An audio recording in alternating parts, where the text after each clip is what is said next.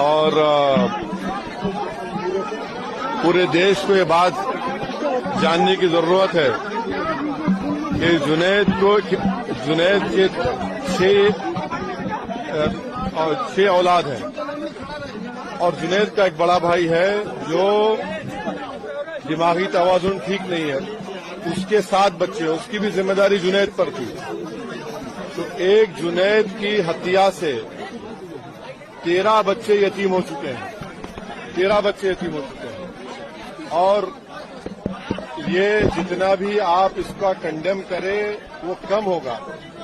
और अफसोस की बात यह है कि राजस्थान की जो पुलिस है और हरियाणा की पुलिस, वो इन तमाम गुंडों को, क्रिमिनल्स को, टेररिस्ट को खुली छूट दे दी है कि वो आते हैं मेवात में और लोगों को मारते हैं, पीटते हैं, उनको उठाकर लेकर जाते हैं। जुनैद और नसीर को जो किडनैप किया गया था, उसी वक्त गोपालगंज पुलिस स्टेशन में जाकर इत्तला दी गई, कंप्लेन दी गई। अगर वो फौरन हरकत में आते तो शायद आज वो जिंदा रहते। अभी उनके परिवार के लोग हमको बता रहे थे कि फिरोजपुर जिरका का जो सीआई है, वहां की जो पुलिस है, वो तो पूरा इस गैंग के साथ मिली भी है। और उनके परिवार के लोग ये भी बता रहे हैं कि जिस गैंग ने जो 6 एक्यूज जो है, जिनको एलिज एक्यूज है, एफआईआर में नाम है, वो इतना मारे जुनैद और नसीर को, ले जाकर पुलिस स्टेशन में जब उनको दिए तो पुलिस ने इनकार कर दिया उनको लेने से। तो उसके बाद वहां से 170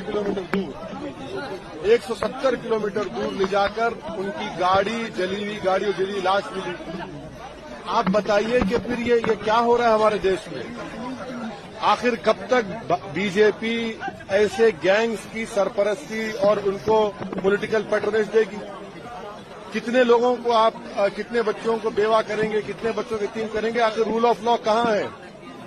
अरे खुले हथियारों के साथ फिरते हैं, यूट्यूब पर गोली चलाते हैं, वीडियो डालते हैं, सिल्वर बटन मिलता है, फेसबुक पर वारिस का जिस्म दिखाया गया, उसके बाद वारिस मर गया तो हरियाणा की पुलिस ने कहा कि एक्सीडेंट से हमारा परिवार कहते हैं कि उसको मारा गया। तो ये तो ओपन एक मर्डर है और ये इसको अगर आप जेनोसाइड भी कहेंगे तो गलत नहीं होगा। इसको रोकने का एक ही तरीका है कि हरियाणा और राजस्थान की पुलिस और यहाँ की लीडरशिप जो है, यहाँ के चीफ मिनिस्टर, हरियाणा के चीफ मिनिस्टर, इनको रोकें, इस गैंग को पकड़ें, इनको जेल में डालें।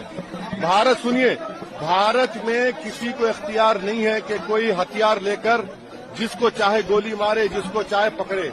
ये विजिलेंटीज है जिसको ये विजिलेंटीज है जिनको खत्म करना जरूरी है, वरना रूल ऑफ लॉ खत्म हो जाएगा, अदालत को ताला डालना पड़ेगा, पुलिस को रिटायर करना पड़ेगा अगर नहीं रोका जाएगा तो। क्या नहीं है?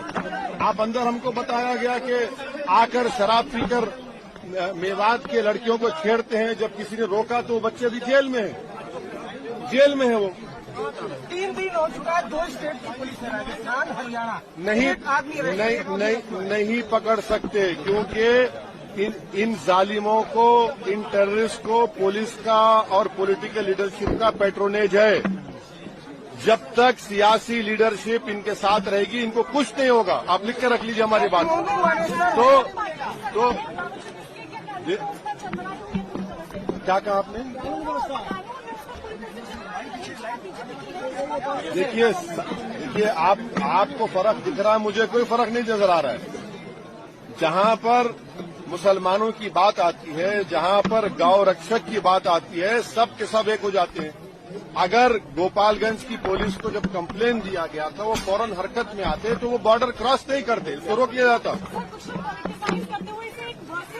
अरे सुनिए, ये उसको पॉलिटिसाइज वही लोग कर सकते हैं जिनमें इंसानियत मर चुकी है।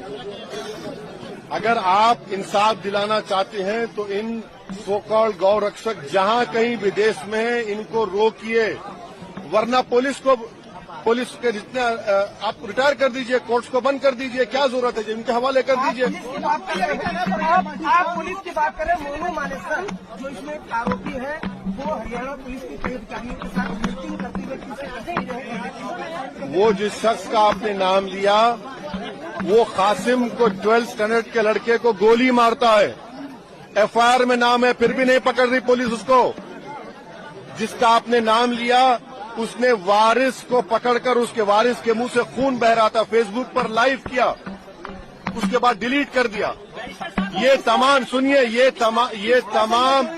तमाम जालिमों को, टेररिस्ट को पॉलिटिकल पैट्रोनेज है। मैं देश के प्रधानमंत्री से डिमांड करता हूं कि आपकी पार्टी, आपकी सरकार इन लोगों की मदद करना छोड़िए। पुलिस अगर अपना काम नहीं करेगी तो फिर कौन करेगा? अगर आपकी पॉलिटिकल लीडरशिप काम नहीं करेगी तो देश तो फिर इन विजिलेंटी से चलेगा। वैसे साहब क्या लग रहा है कि पॉलिटिकल पार्टी से पॉलिटिकल गाली लेने की कोशिश कर रही है? भाई साहब, चाहे वो ये कांग्रेस हो, बीजेपी हो, वो AIM हो। देखिए, इन पीड़ित परिवार का एक ही डिमांड है कि उनको सबसे पहले उनको गिरफ्तार किया जाए और एक स्पेशल कोर्ट के जरिए उन पर केस चलाया जाए और उनको सजा मिले। और चौथी बात यह है कि ये जो जुल्म हर महीने या 10 दिन में होता है, ये बंद होना चाहिए। इन मेवात के मियों पर, ये गरीब हैं, इन पर आप आकर मारते हैं। और डेटा क्या बताता है? डेटा ये बताता है कि भारत में भैंस बढ़ रही है और गाय कम हो रही है। कैसे कम हो रही है? फिर आप इनको रोकिए। ये होते कौन है कि अपने हाथ में कानून लेंगे? ये जिसको चाहे मारेंगे, जिसको चाहे मर्डर कर देंगे। मेवात के इलाके की बात है, कहीं और भी ऐसी घटनाएं? बहुत सी जगहों पर कहाँ नहीं हो रहा है। देखिए, पिछले चाहे पीलू खान हो, इखलाक हो, ये सब रकबर हो, कितना होगा ये?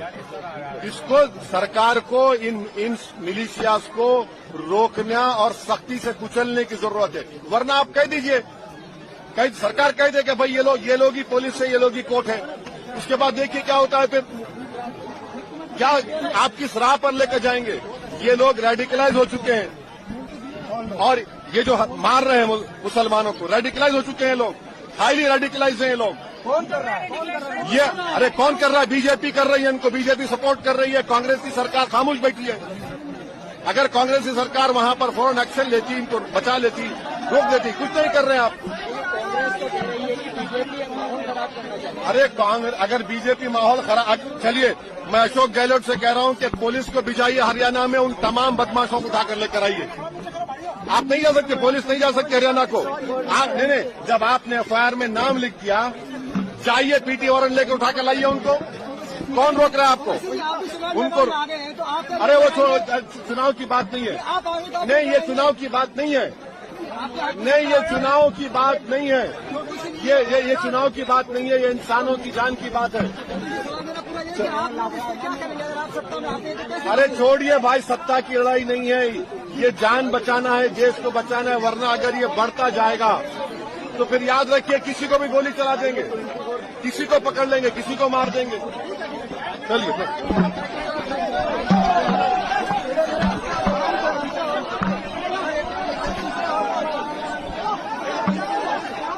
अरे विमल जी, हटो हटो हटो हटो।